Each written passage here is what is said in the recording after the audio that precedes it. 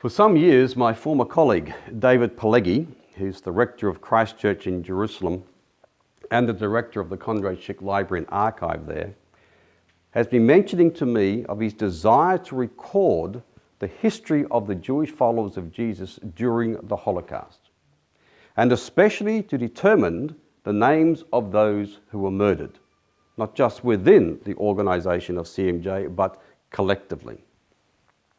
In April 2018, David asked me to undertake this daunting research study. On this occasion, I sensed it was the right time to accept his request. This joint research study between the Heritage Resources, Proprietary Limited, of which I'm involved, and the Conrad Schick Library, is entitled the Jewish Non-Aryan Christian Research Study. I'm also indebted to others such as Mitch Glazer, Richard Harvey, and Geshem Nerel, who are also involved in researching the same subject matter. Non-Aryan Christian was the terminology used by the Nazis to classify Jewish people who were associated with the church. These Jewish people were either completely assimilated, which was often the case for Jewish Catholics, or regarded themselves as Hebrew Christians or Jewish Christians. At that time, Jewish followers of Jesus were not known as Messianic Jews. Our desire is to record details about these people and to honour their memory.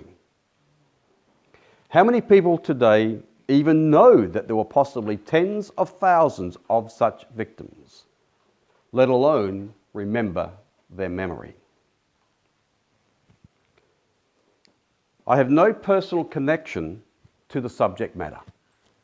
I'm not Jewish and therefore had no family members who experienced the Holocaust. Obviously, I'm also not a Jewish follower of Jesus, the group of Jewish people who are at the heart of this research study.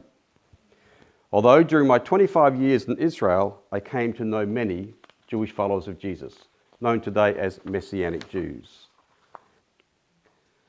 But when I grew up in Babbicon, rural Western Australia, I say that for those who might be watching this from overseas, all of you people here from Geraldton, of course, you know where Babbicon is, don't you? Yes, of course you do. It's between Corrigan and Bruce Rock. I also had to explain to somebody yesterday between Meriden and Narrogin, and if I have to go any further, I can say, well, it's on the road to Sydney and just go down a bit. But it was while growing up in that rural setting, no Christian background, no Jewish background. We were not Jewish. I became aware of the Holocaust. And especially by reading about it in an encyclopedia I used to get every week or every month or something from London called the Purnell's History of the Second World War.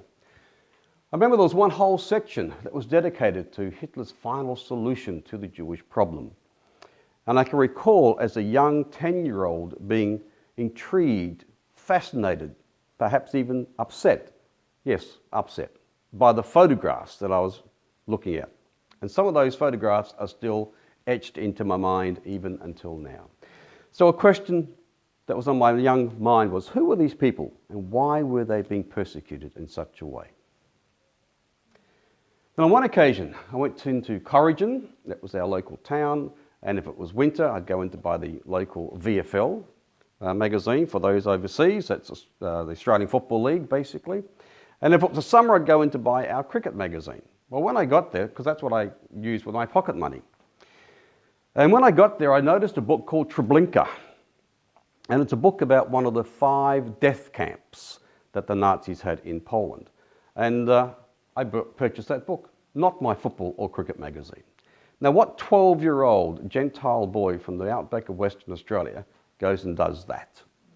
Okay? So when I look back now upon my life, I recognise that certain things were going on that I was completely oblivious to at the time. Then in my teen years, I read such books as Mile 18, which was about the Warsaw Ghetto Uprising, and QB7, also about the Holocaust. Books, incidentally, which were not purchased by me with my pocket money because I wouldn't have had enough pocket money for them, but my brother Grant purchased them. Grant and our cousin Lindsay both also had an interest in Jewish matters, and yet we're not from a Jewish background. Some years later, I was hitchhiking around Europe in 1978. I left Australia, ostensibly to go to Israel, but I spent a whole year going around Europe first of all. And I went to a number of Holocaust-related sites. And I remember Dachau concentration camp, for instance, one of my first places I went to near Munich, and also places like Warsaw, and I went to the Soviet Union and other places on a tour. Very difficult in those days to get into it, but I just wanted to go and see those areas I'd read about earlier. And visited Mile 18, which was, of course, the headquarters of those who were leading the uprising. But it was when I finally arrived in Israel in early 1979, I think that the reality of the Holocaust actually hit home. There was a survivor on the Holocaust, from the Holocaust on the kibbutz, but many of the people who were on the kibbutz, or collective farm that I was on, were family members. Most of their family members had actually perished in the Holocaust. I had a kibbutz family, for instance, one from Poland, one from Romania, and the majority of their families had perished. Those who had managed to come to Palestine, the land of Israel, before 1939, of course, were spared. But those who didn't make the move often perished in the Holocaust. And that was the case I began to find as I was living in Israel. There was the remnant. The remnant was living in Israel, and the majority of the family, if they were European Jewish by background, had actually perished in the Holocaust. So basically, you're surrounded by the Holocaust, in a sense, all the time in Israel, by just rubbing shoulders with the majority of the people, especially the Ashkenazi Jewish people. One of the places I visited early on, and I think most of you have been to Israel, have done the same, was Yad Vashem, the Holocaust Museum. Not a nice place to go to, not an easy place to go to. But I found myself going back there quite a few times in the years thereafter. In 1993, I looked after a Holocaust survivor for some time. I can't remember exactly how long it was. I think it was a couple of months. This young man had been beaten senseless by the Nazis, and somehow or other his family managed to get him out, first to South America and then to Israel, and he was bedridden all those years basically because he was physically okay, but mentally he was very incapacitated. And so here's a person all those years later who was a result of the Holocaust. And then for some time I worked in a psychiatric and geriatric hospital in Jerusalem. That's where I basically met Lexi. And I was actually invited to become part of the music and dance therapy group. No, that's not a cue for me getting up and doing the dancing with you later, okay? But it was very interesting. We used to be taken up into a closed ward. And in that closed ward, there were many Holocaust survivors. And I remember speaking to one of the people that worked there, himself a survivor, and he said, these people physically survived, but mentally did not. And interestingly, it was the music and dance therapy that actually allowed them to come out of themselves. It was something I'll never, ever forget.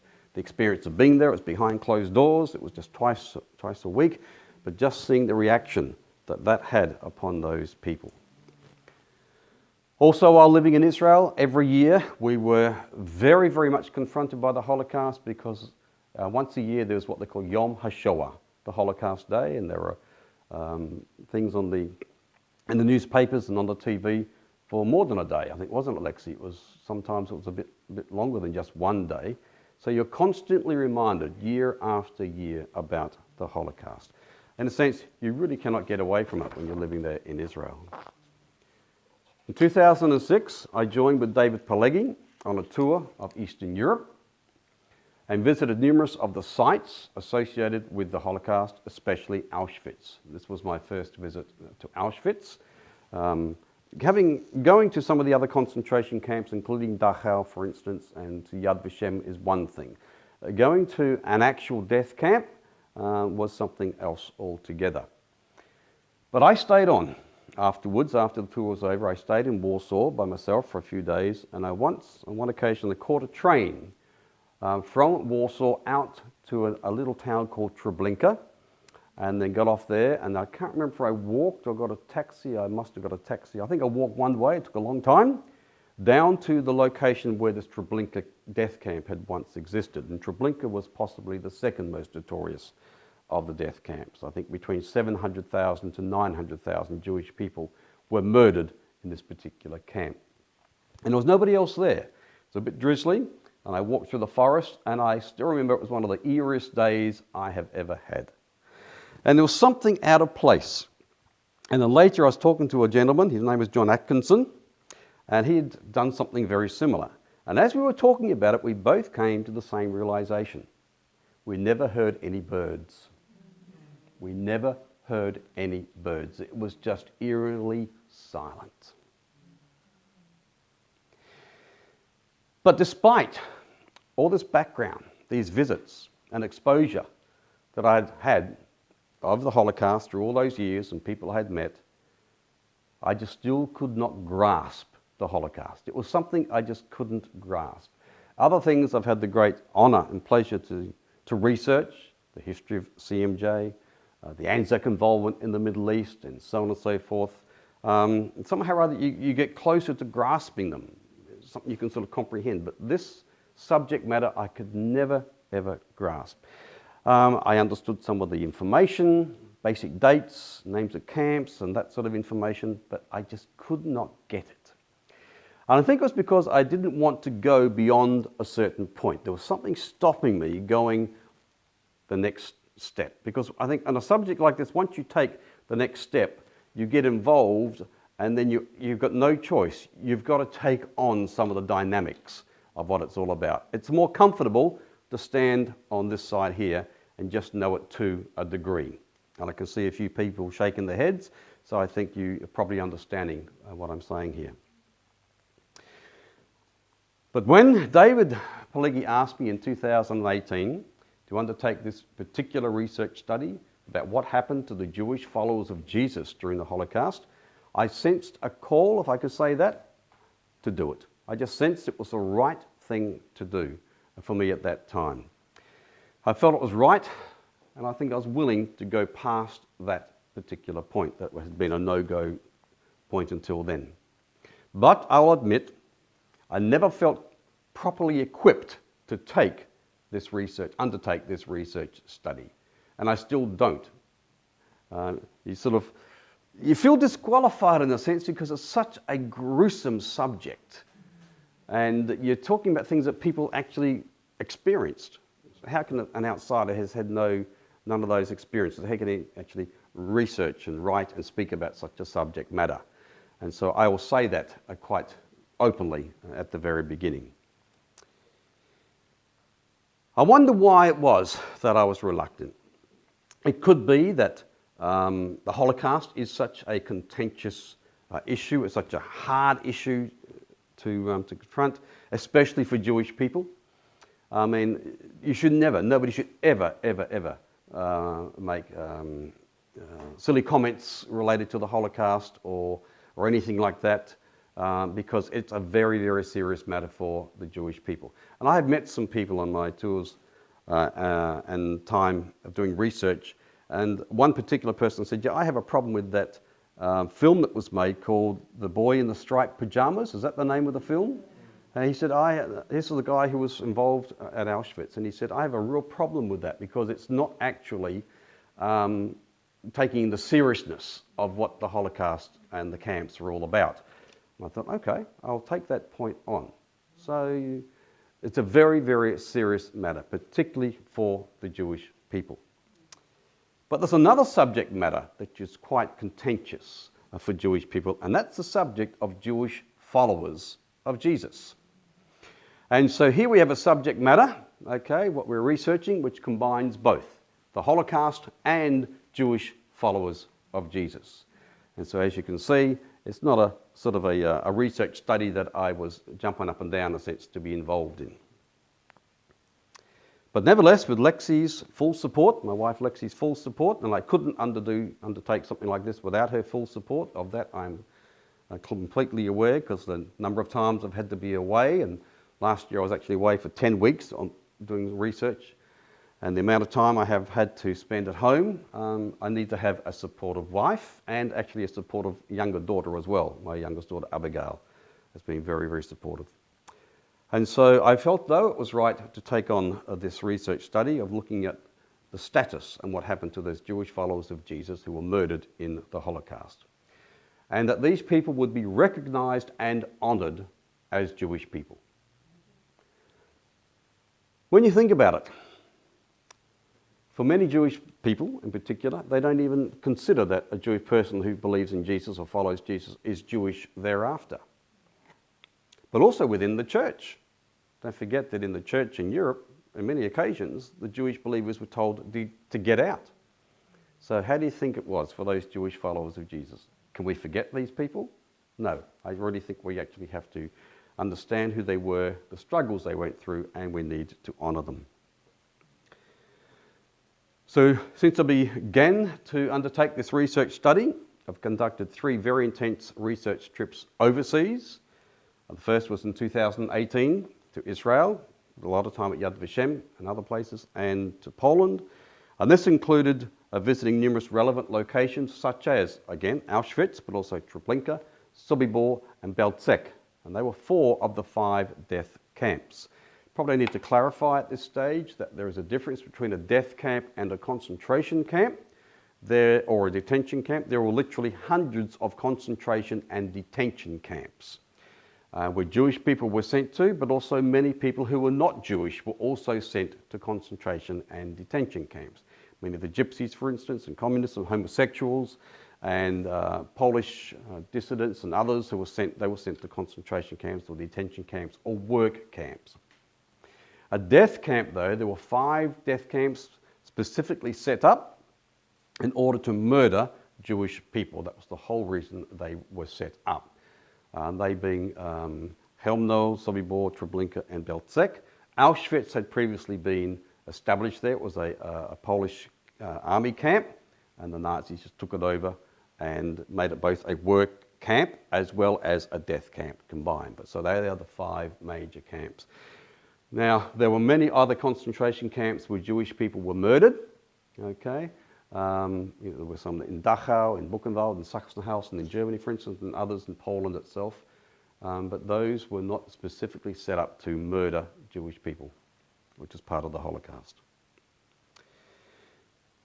Another research trip was to the UK, Canada and the UK in November and December 2018.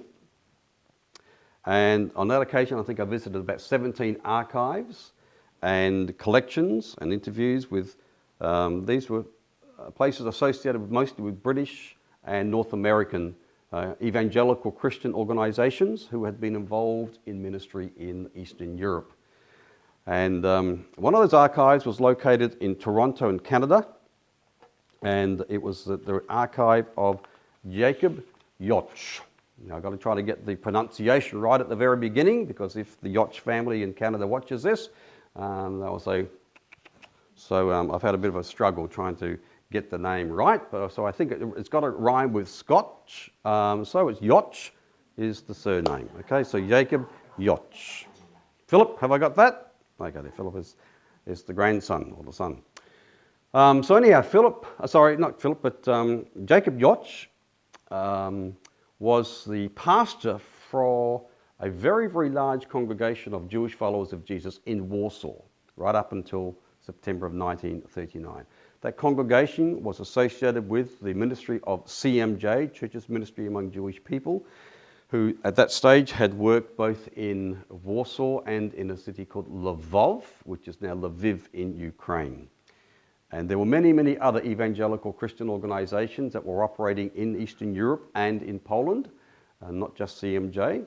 And so there were lots and lots of little groups, some little congregations of Jewish followers of Jesus spread throughout the area of Poland at that time. And Jacob was the pastor. He trained to be an Anglican minister, so he went back. His brother Paul was a Reform minister. But Jacob is the one we're concentrating upon now. But Jacob was out of Poland when war broke out. And he actually was going back to the train station. And they said, sorry, there's no more trains to Europe. And a few days later, the war broke out. So Jacob remained in the UK, continued his work there. He was married to a British lady, and he survived. But the rest of his family had to go through this ordeal of the Holocaust. And so I met Jacob's son, Philip, in Israel many years before, and I tracked him down again and went to his place in Toronto. And it was it was a great time actually. I was like a kid in a candy shop, if I can say that. Or in Australia, you say lolly shop, yeah? Okay, because he brought out a lot of material, and some he and his sister had just recently located about the family. And so I started to go through a lot of this material. Some stuff I knew, some stuff I had no idea about. And then he ultimately came out with a large file, and he said something like this: "I don't know what to do with this file, it's all in German." And I've thought of actually throwing it out. Okay, words to that effect. Well, when you're a researcher and you see something and somebody else wants to throw it away, immediately you say, "Oh, okay." Now, I don't know German. You'd sort of laugh, Pete, if you heard of some of my German pronunciations. I couldn't even pronounce that word you said to me just a while ago, okay? But I know enough German, because I went through all 200 or so pages to see there was lots of biographical material there, dates and details and names that were a bit familiar. So I thought, "Ooh, this is interesting." And so I photographed many of those pages. That file was all to do with not a court case, but it was an application that this man, Jacob Jocz, had made to the German government relating to his mother, Anna. You see, Jacob, the one who was in England and couldn't get back to Poland, his parents were in Lvov during the Holocaust. And Jacob's father, his name was Bazyli, was hidden for about 2.5 years in a woodshed.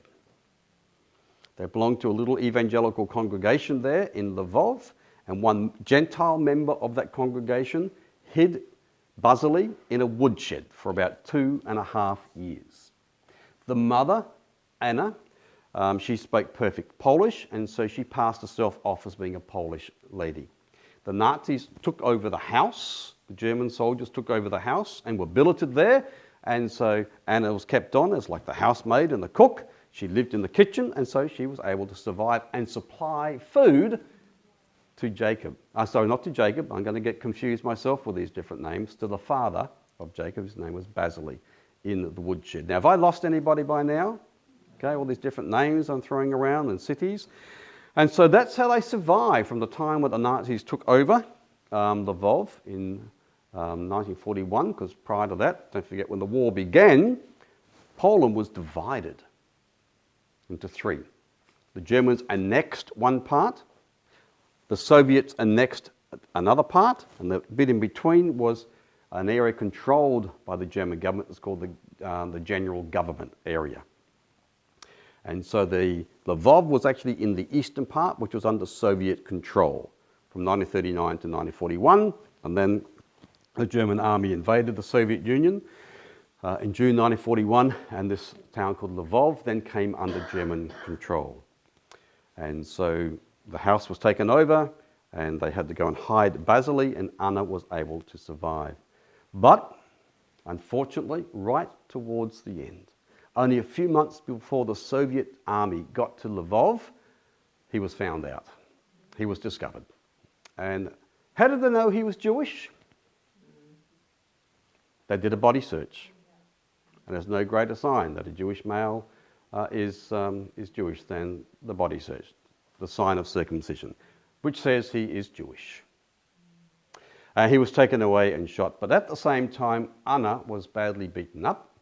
And she was paralysed initially completely, but then after some time she was paralysed just from the waist down. And in some quite miraculous way, they were able later, there was another son that was with them. His name was Pavel. Pavel was there with them, and his wife, Elizabeth. And they all managed to survive, and they got out of Poland. Once it came under Soviet control again, they managed to get out, which is also quite an amazing story. How they could get Anna out when she's paralysed from the waist down is quite a story in itself. And ultimately, they got back to live with Jacob, who was in England. It was quite a miracle itself, how they managed to get there. And so through many, many years, Jacob took care of his incapacitated mother, and he was not getting any compensation from the government, from the British government or from the German government.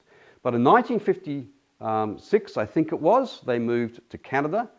Jacob got a job in Canada, and the mother moved over. Anna moved with them, and in 1957 he applied for compensation from the German government for injuries sustained by his mother at the hands of the Gestapo agents.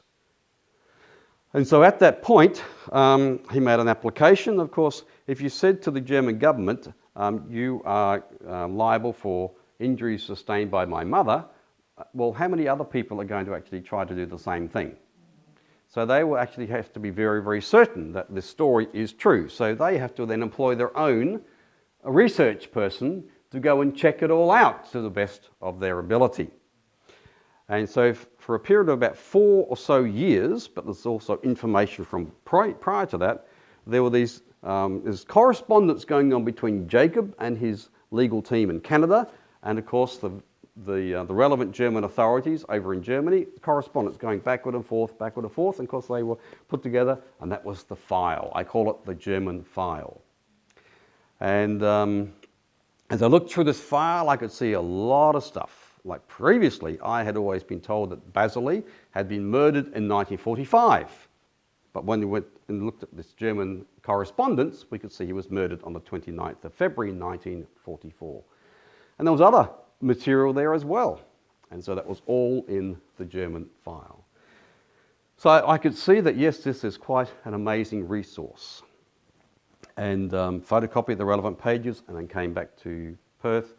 And I have David Pileggi's daughter-in-law, Deborah Pileggi. She's German, knows English very well, so she did a lot of the translation work. So it took her a while to translate it. And I'll get back to that afterwards. So that was the second research trip, or the results of that. But there was more to the research trip than just that, because there was material that was collected in 17 locations around the UK, Canada and the US.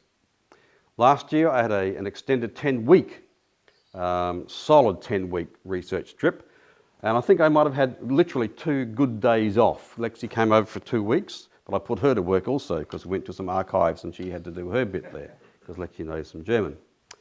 And I kept on saying to myself, what am I pushing myself for? What am I going to all these places? And I was just running myself ragged and writing up the reports and everything. Well, I didn't know that COVID was around the corner. So some of those places I could have gone to this year, I wouldn't have been able to. So all that material collected, and I take photographs wherever I go from all the museums, all the displays and whatever else. And so that is very, very good, solid resource material that keeps me off the streets and out of trouble during these troubled times. Well, I can't do much apart from sitting in the front of the computer. So the Lord knows everything. On this trip last year, I went to literally dozens of concentration and detention camps, all the way down to the bottom part of France. And it's not part of my storyline, sorry Martin, I might go more than 45 minutes, but I learned about this place, this concentration camp in the southern part of France. It's called Gurs, G-U-R-S. And I thought, that's interesting. What on earth were they doing taking Jewish people from Germany down to the bottom part of France? No? Never heard of that one before, so I had to do a bit of background research. And it just so happens that this was one of the stages, and I'll get to the stages of the Holocaust shortly, but this is one of the stages of the Nazi solution to the Jewish problem. And that was to take the Jewish people, 4 million of them then under Nazi German control, to the island of Madagascar, off the east coast of Africa. And so as part of that plan, they would begin to take the Jewish people from starting in Western Germany down to the southern part of France, getting them ready for then getting onto boats and to be taken down to Madagascar. That was part of a plan. And I won't go into any more details because there's a bit more written about it and I just won't have the time to go into it. So this intrigued me. It absolutely intrigued me because I'd never heard of this before. And so I made a huge effort to get down to this place, down to this camp, and there's not much of it there anymore. However, there's a cemetery. It's one of the very few places, if perhaps not the only place at a camp, concentration camp, where there's actually a cemetery with Jewish gravestones, where they came from and their details on it. And that in itself was quite amazing. That actually hit me almost as much as anything else, because this was different to going to a place and you know there's ashes of people over here, or there's the names there on a plaque. This was actually tombstones, and that brought home the reality of all this. And I had to speak that evening at a little Protestant congregation in that area. And I told them, because other people were with me on that trip, and I told them what we'd gone and done that particular day. And I think there was a very small group. There's only about 14 people, because it was an impromptu meeting in this little house, big house. And do you know, even the pastor from the local congregation who'd done his pastoral studies in a town close by, not one of them ever knew there'd been a concentration camp in that area, and that there was a congregation of Jewish Protestants and a congregation of Jewish Catholics.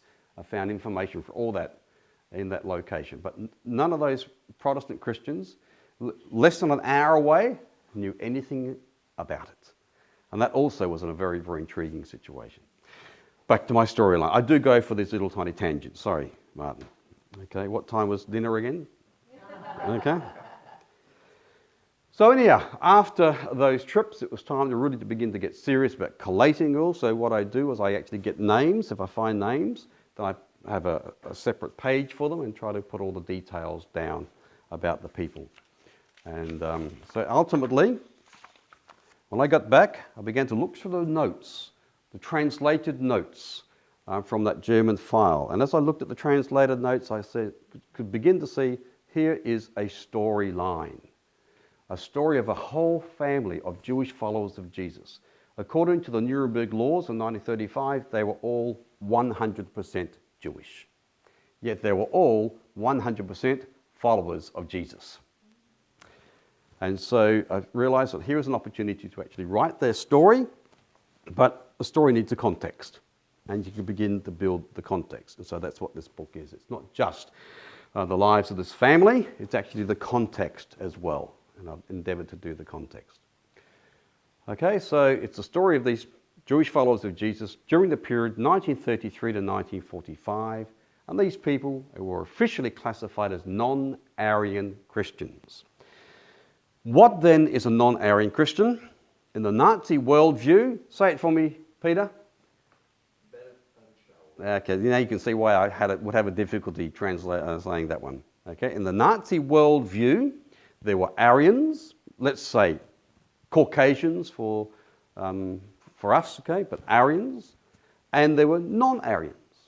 The Germans were Aryans and Jews, and the Gypsies, the Sinti and the Roma people were classified as non-Aryans.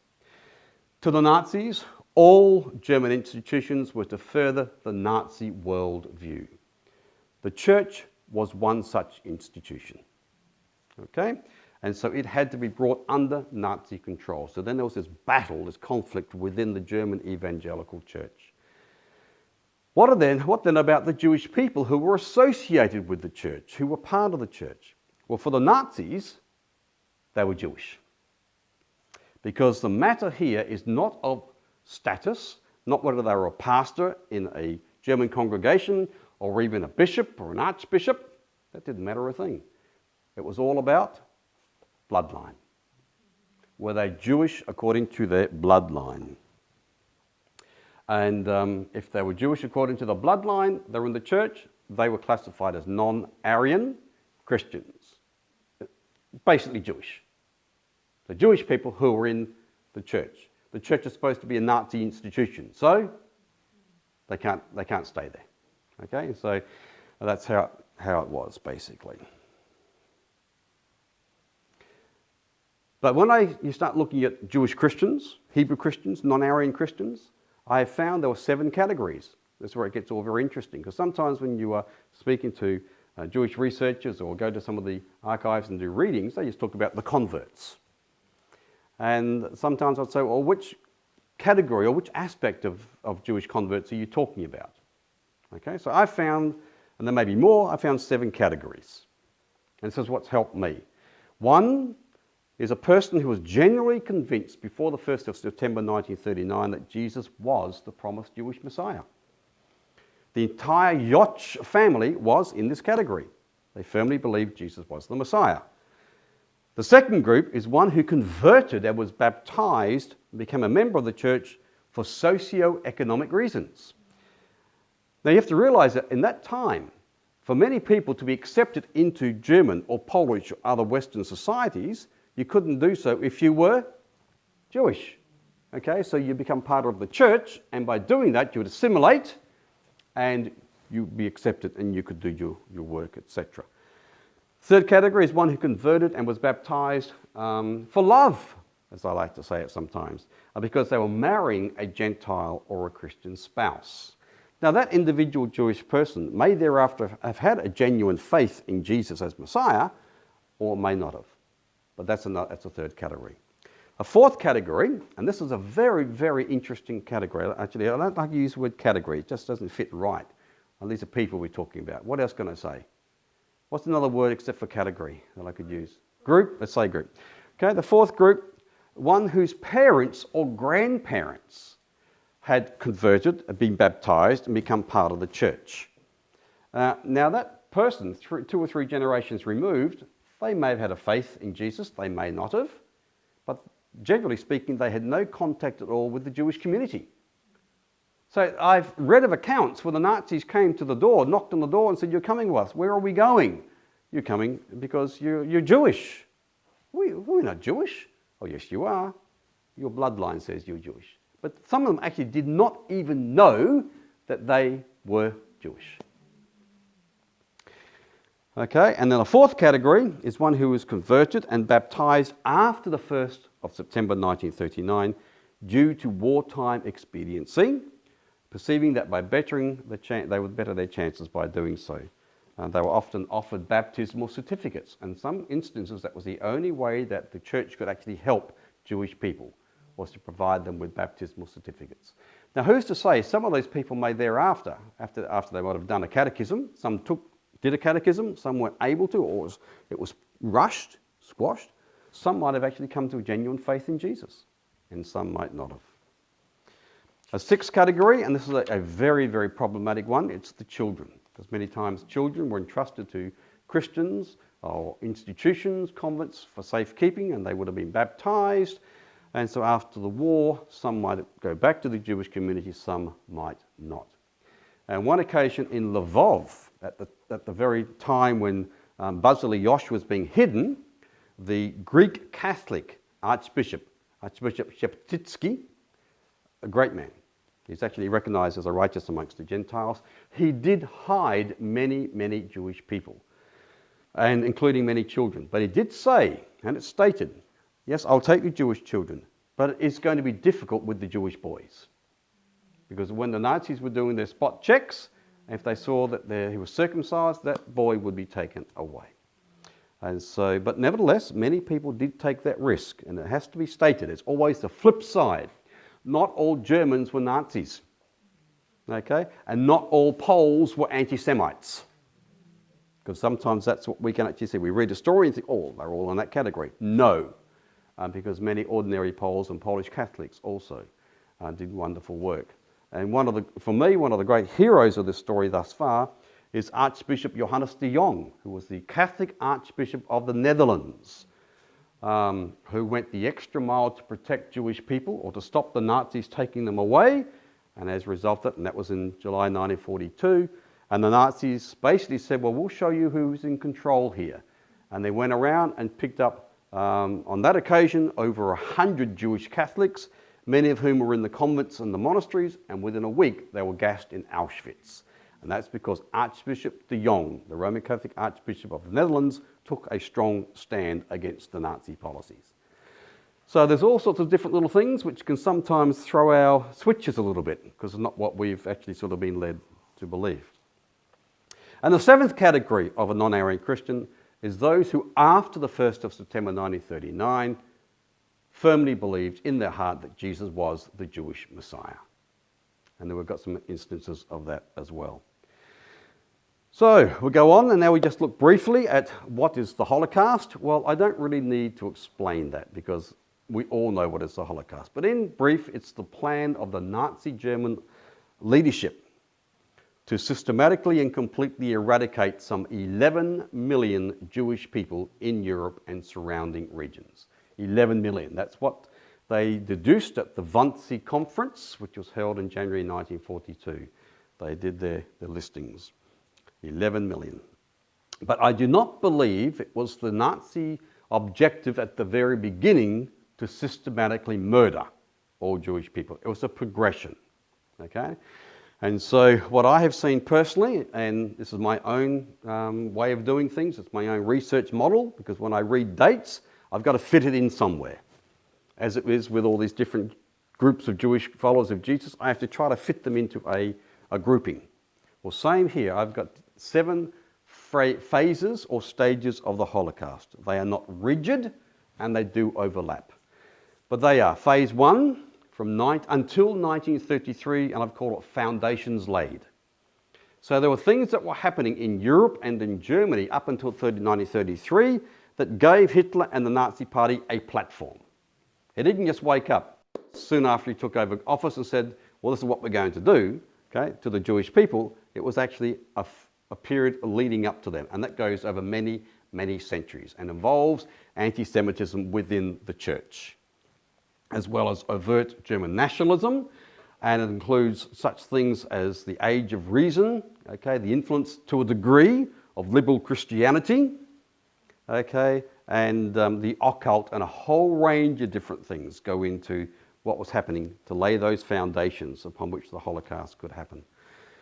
Phase 2, I've got going from 1933 to 1939, the time when the Nazis took over power in Germany up until when they invaded Poland. And I call that the intimidation, exploitation and emigration phase. And at that time they wanted to intimidate Jewish people to leave Germany, and when they took over Austria and Sudetenland, to leave the area of the Reich. Go, get out of here. Where do you think many of them went? Palestine. Tens of thousands were able to go into Palestine. So that was that phase there. Phase 3 is 1939 to 1940. I call it the Lublin and Ghettoization Plan. Okay? And that was when they took over Poland. Remember I said before, Poland was divided into 3. Part was annexed by the Germans, part was annexed by the Soviets. In between was a large area called the General Government. And then a part of that, around the city of Lublin, they were going to take all the Jewish people and put them into their one big large ghetto. Okay, and prior to that, they'd put them in localized ghettos, and then they moved them later down to this area around Lublin. That was a big undertaking, and it didn't work. Phase 4, 1940 to 41, is the Madagascar Plan, which I've alluded to already, to take the 4 million Jewish people that were then under German control and move them to the island of Madagascar, 1 million a year. And the person who was given the task of orchestrating that was Adolf Eichmann. That didn't work. Why? Because Britain wasn't defeated. How could you put people on the boats if the British Navy was still in control? Okay, so that couldn't work. Doesn't matter how much planning went into it, it couldn't work. So then the next plan was 1941 when they invaded the Soviet Union, and that's called the Eastern Plan. And I won't go into the nitty-gritty details here because actually it's quite gruesome. However, the plan then was to begin to murder some of the Jewish people, but then also to move Jewish people from Western Europe into the Soviet Union. And once they'd conquered all the Soviet Union, then to move them over out of Europe into Asia. Because Hitler wanted Europe to be Juden-rein, Jew-free, basically. Okay, so that was part of the Eastern Plan. But as the murder squads went in, okay, and they also came to Lvov, where Bazyli and Anna were, as the murder squads began to move in, more and more Jewish people began to be murdered.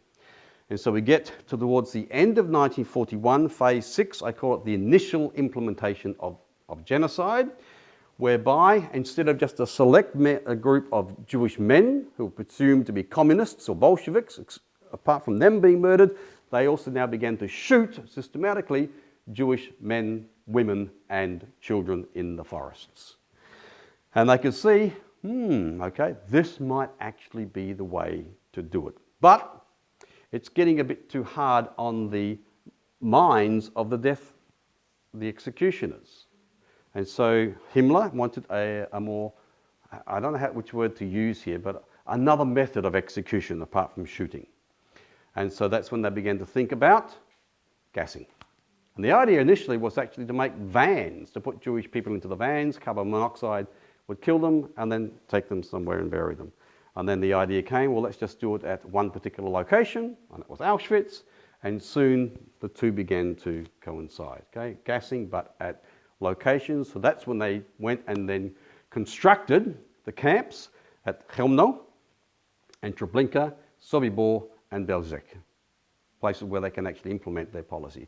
And that is what I call phase 7, which goes from 1942 to 1945, which was the complete implementation of genocide. And that is for all 11 million people. Now, do you think Bazyli and other Jocz were aware of all these things that were going on? No, they, like most other Jewish people, were not aware. Okay? These were the decisions that were being made along the way. All they knew is they had to hide and hide well in order to survive. Now, I have tried to put myself, and you can't do it, but I try to put myself in their place. And in Lvov, at that time, there was a man who later became the chief rabbi of the Israeli police force. Rabbi David Kahana is his name. And he wrote, at the time and afterwards, Lvov, a diary of his experiences, because he was hidden by Archbishop Jeptitsky. And he was writing about what was happening and what the people had to go through who were being hidden. He said, if you heard a car pull up somewhere, if you heard a door open, you heard a loud voice, you would be like that. That's what they had to live under constantly. But he also spoke about times when they just found a bunker here or a bunker there or Jewish people hiding here. And not only would they shoot those Jewish people, they also would, in many places, shoot the people who were hiding them as well. So this is what Anna and Bazyli Jocz had to go through for 2.5 years. Now, I don't know, to the best of one's ability, I don't know if we can actually get ourselves into that.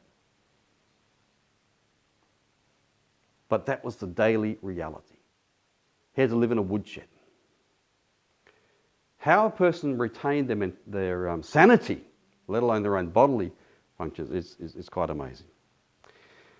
And so that basically is what this book is about.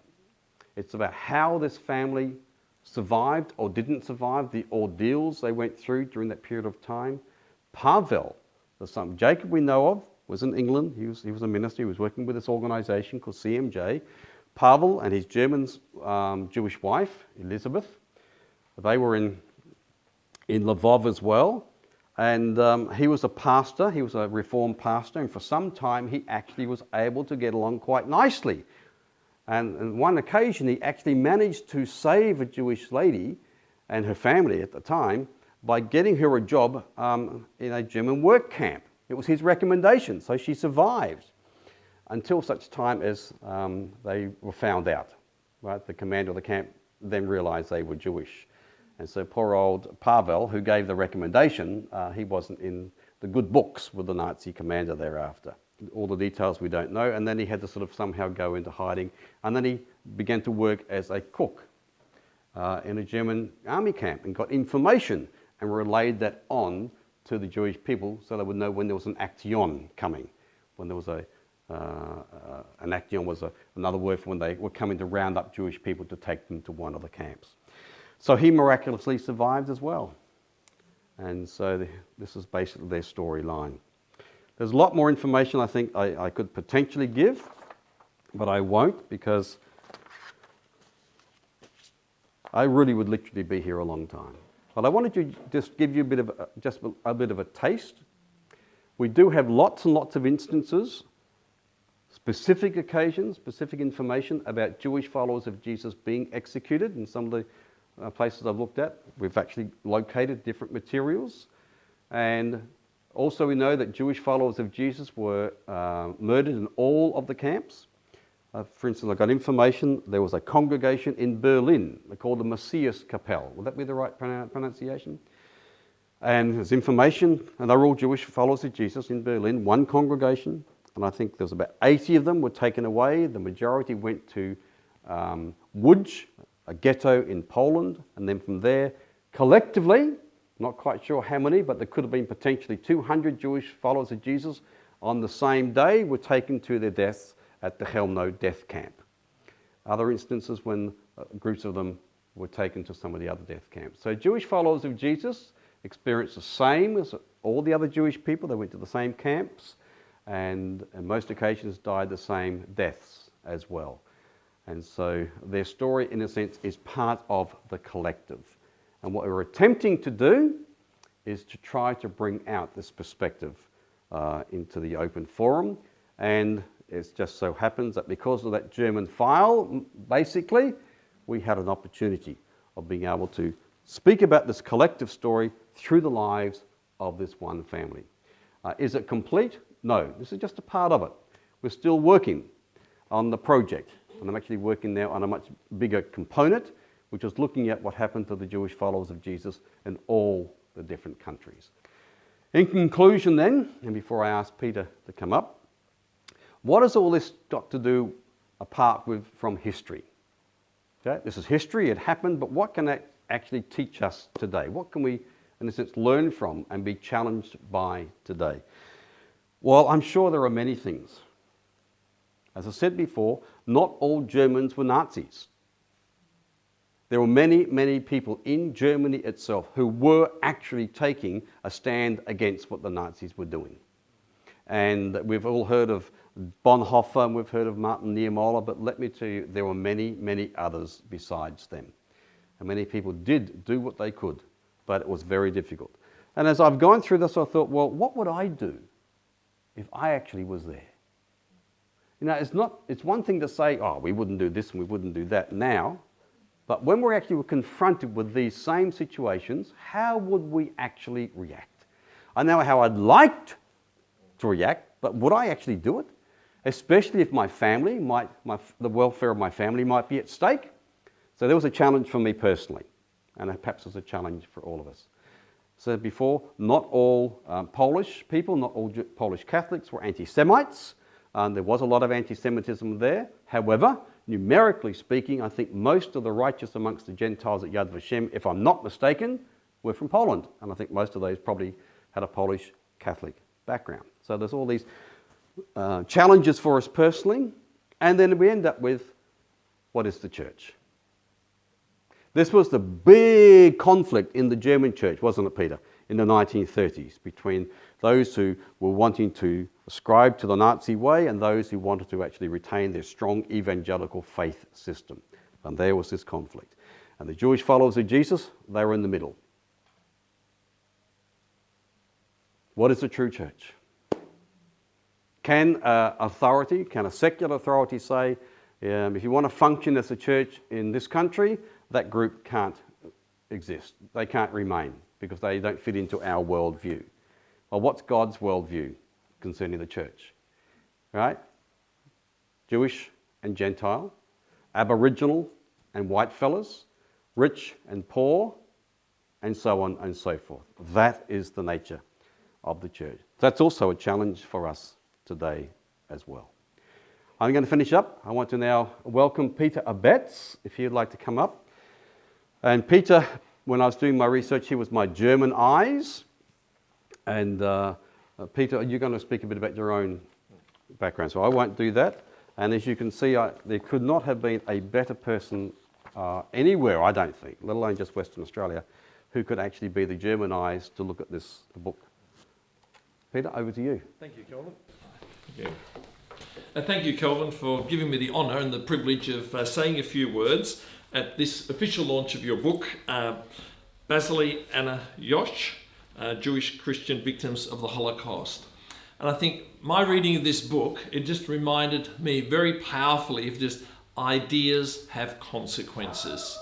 And the consequences of the Nazi worldview and other worldviews coming together, how that contributed so much to this terrible event, or was more than an event, a very long event of the Holocaust. And I think, Kelvin, your book is making a very significant contribution to church history. Because I think I'm not on my own. Before I read your book, I was totally unaware that there were actually complete Jewish Christian congregations in Poland and other parts of Europe. And to read that whole congregations were sent to the gas chambers, I found that very, very gut-wrenching, to say the very, very least. And one of the things that it comes to mind, of course, is how can this happen? How could this actually happen?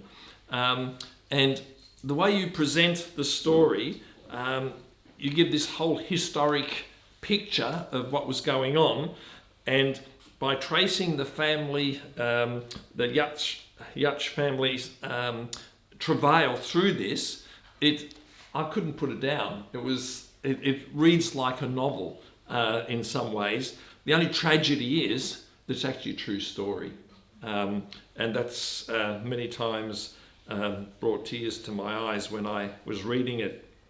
And the other thing is, I think that the Holocaust, we read statistics, 6 million Jews went to the gas chambers. 6 million, I can't picture that, but just that one story of the Jocz family, and you feel their pain, you feel the trauma that they've gone through. Bazyli's mother being an invalid for the rest of her life, and so on. They're the personal stories. Multiply that 6 million times, and it gives you a bit of a picture of what was going on. And I think this book is also an important contribution to actually our knowledge of the history of the Holocaust. And as Kelvin's alluded, I was born in Germany. My parents migrated to Australia in 1961, and having parents who grew up in the Nazi era. My dad was a soldier in the German army. Got shot up on the Russian front in the Battle of Smolensk. So he had what they call a Heimatschuss. He got a shot that didn't kill him, but sent him back home again. And so he survived the war, not like a million other soldiers that were in Russia, the German army, that never came back. So interesting, like my grandmother on my father's side hid a Jewish lady in the house, and her brother-in-law was the German ambassador to France in the Hitler years. So after France was invaded and so on. So there's so many different personal stories that go to make up what many people simplistically see as the Second World War or the Holocaust. But there's so many different players, so many complex things that go on. And as Kelvin indicated, we'd like to think we know what decisions we would make, but we weren't there right at that point, facing those difficult decisions that people had to make, and the fears and so on that they experienced. But one of the things that I struggle as a person of German background is, how could a nation that was so civilized and so well developed, how could people actually get sucked in and embrace this philosophy, if you like, this worldview that actually labelled Jewish people as subhuman and not worthy of being allowed to live on this earth? And if you go back in history, Jews have long experienced persecution. Even in Britain, King Edward I in 1290 expelled all the Jews out of Britain. And I thought, I wonder how many others expulsions there were. I went to Dr. Google, and there's a great long list you can find there on the internet of all the expulsions of Jews from various countries.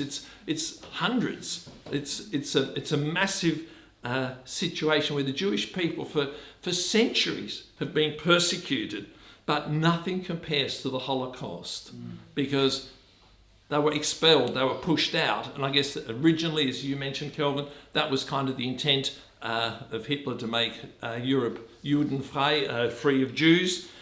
And when they couldn't make that happen, then they turned to murdering. And so that's why I say none of the other expulsions compare to anything like the Holocaust. This deliberate destruction of people simply and purely because of their racial origin. Not because anything that someone's done, but simply because of their genetic history. And I've done a bit of reading around that whole issue, and I think tragically, the Darwinian thinking that some races are superior to others, and that was actually the subtitle of Charles Darwin's Origin of the Species. And in his book, he actually talked about the fact, for example, that Aboriginals were an inferior, they were the link between the apes and us white people, and they were going to die out. And so this idea that some races were so inferior and did not actually deserve to survive the evolutionary process, it actually took on a life of its own in the minds of the German people and in Europe generally. It was and that gave rise also, of course, to the whole thing of eugenics. And that was all part of what led up to the Holocaust. The Holocaust wasn't something that Hitler dreamt up in a corner all by himself. It was actually a long historic progression of getting more and more in that direction. And that's why I said at the beginning, ideas have consequences. And we need to think carefully about what we teach our young people and what ideas we actually accept, because eventually those ideas always have logical consequences. And I think this book, Kelvin, shows us just the enormous cost of what happens when one group of people that's in power come to the point where they believe that one racial group is not worthy of life. And Kelvin, I think this book is characterised by what I call the usual Kelvin Crombie book trait, which is thoroughly researched, informative, well written, easy to read, and it gets you thinking about issues that many of us would otherwise simply not think about. So thank you, Kelvin, for making yet another wonderful contribution of making history accessible to all. Thank you. Thank you, Peter.